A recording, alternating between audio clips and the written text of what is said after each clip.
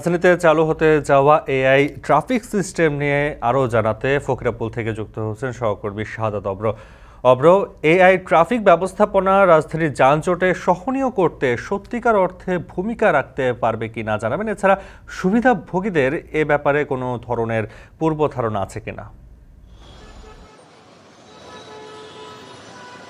আপনি যেমনটা বলছিলেন নাফি যে মানুষ যারা আছেন সাধারণ মানুষ তারা কিন্তু বলছে যদি লাইটের মাধ্যমে মানে সিগন্যাল বাতির মাধ্যমে যদি এই ধরনের সিস্টেম ডেভেলপ করা হয় তাহলে কিন্তু অনেকটাই স্বস্তি মিলবে। কারণ দেখা যাচ্ছে অনেক ক্ষেত্রে অনেক বড় জ্যাম হওয়ার পরেও কিন্তু কোনো ধরনের কিন্তু হচ্ছে ব্যবস্থা নেওয়া হচ্ছে না, বরঞ্চ হচ্ছে অনেক ক্ষেত্রে দীর্ঘ লাইন পড়ে যায় এক পাশে, অন্য পাশে কিন্তু হচ্ছে কোনো ধরনের লাইনই হচ্ছে থাকে না। এই ধরনের সমস্যার সম্মুখীন কিন্তু হচ্ছে হতে হবে না। আরেকটি ব্যাপার যেটি হয়ে থাকে সাধারণত যে এই যে ট্রাফিক লাইটের ক্ষেত্রে কিন্তু হচ্ছে এআই সিস্টেম যেহেতু আছে সেক্ষেত্রে কিন্তু হচ্ছে এআই সাধারণভাবেই হচ্ছে পুরো ঢাকা শহরে কোথায় কতখানি জ্যাম এবং কতখানি সময় কোন সিগন্যালটা রাখলে ভালো হবে এবং কোথায় কম রাখতে হবে এবং কোথায় বেশি রাখতে হবে পুরো ব্যাপারটা পর্যালোচনা করেই কিন্তু হচ্ছে কোথাও 3 মিনিট, কোথাও 1 মিনিট এবং কোথাও 30 সেকেন্ড হচ্ছে এই সিগন্যালগুলো রাখবে।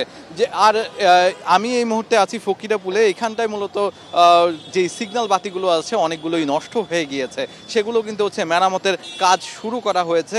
পরবর্তীতে কিন্তু হচ্ছে এআই বেস যেই সিস্টেমের কথা বলা হচ্ছে সেটি কিন্তু হচ্ছে ডেভেলপ করা হবে। মোট ঢাকা দক্ষিণ সিটি কর্পোরেশনে মোট 61টি সিগন্যাল পয়েন্ট চিহ্নিত করা হয়েছে, যেখানে কিনা হচ্ছে 4 রাস্তার মোড় মূলত সেই সিগন্যাল পয়েন্টগুলোতে হচ্ছে বসানো হবে এআই বেসড এই ট্রাফিক সিগন্যালের এই ব্যবস্থাটি। এছাড়াও কিন্তু হচ্ছে ট্রাফিকরা বলছে যদি এআই সিগন্যাল বসানো হয় সেই ক্ষেত্রে কিন্তু হচ্ছে যেই রিক্সাগুলো আছে সেগুলো কিন্তু হচ্ছে চিহ্নিত করা যাবে না, যার কারণে কিন্তু অনেক ক্ষেত্রে রিক্সা নিয়ে কিন্তু হচ্ছে যেই সমস্যাটি সেটি কিন্তু হচ্ছে কোনো ধরনের সুরাহা হবে না।